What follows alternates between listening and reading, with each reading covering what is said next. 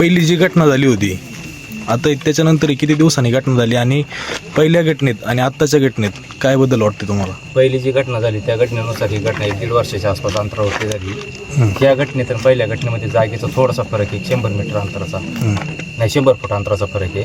पहिली घटना झाली त्या वेळेस ज्या पोराला जसा मार होता यश गायकवाडला, जशा पद्धतीने डोक्याला मार होता तशाच पद्धतीने याच्या डोक्याला मार आहे. त्यावेळेस यश गायकवाडच्या अंगावरती पॅन्ट नव्हती, त्यावेळेस सुद्धा या मुलाच्या अंगावरती पॅन्ट नाही.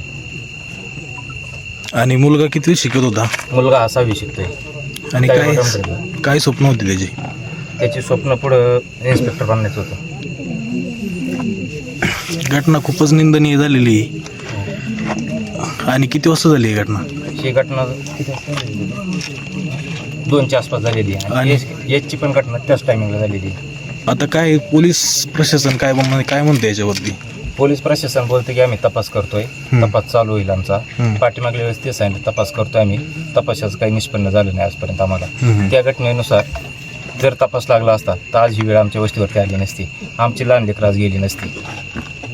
मग आता तुमचं काय म्हणणं आहे याच्यावरती? आमचं म्हणणं आहे की आम्हाला 12 तासाच्या आतमध्ये यांनी तपास करून दिला पाहिजे, अन्यथा आम्ही आमचं आंदोलन चालू करू. आता तोपर्यंत तुम्ही हे जागेवर ठेवणार, हलवणार नाही, शेव हलवणार नाही? आजची परिस्थिती साहेब, जून 2000.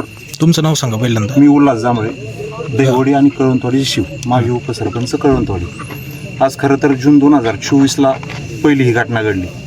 त्यावेळेस वाघाने हल्ला केला की ही अपघाती अशा पद्धतीने प्रशासनाचे त्याच्यावरती तपास चालू होता. फॉरेन्सिक रिपोर्ट यायचे, हे सगळे आश्वासन झाले. नातेवाईकांनी ह्या गोष्टीचं बरेच त्यांचा तपास माहिती मागवली, पण पूर्णतः शाश्वत अशी कोणतीच माहिती नातेवाईकापर्यंत पोहोचली नाही. आज 2.25 वर्षानंतर आहे तीच घटना परत ॲज इट इज आहे तशीच घटना परत ह्या ठिकाणी घडलेली. अद्याप तपास पूर्ण नाही झाला, पहिलाच तपास नाही. आणि आज जी ग्रामस्थांची संबंधित इथं लोकांची सगळ्यांची एवढी तीव्र भावना आहे, जोपर्यंत याचा आरोपी सापडणार नाही तोपर्यंत आम्ही मृतदेह मुलाचा इथून हलू देणार नाही, एवढी एक आवाजात सगळ्या ग्रामस्थांच्या वतीने तुम्हाला विनंती करतो. आणि प्रशासनालाही मागणी असेल की लवकरात लवकर या गोष्टीचा तपास उलगडल्याशिवाय आम्ही इथून शेव हलवून देणार नाही.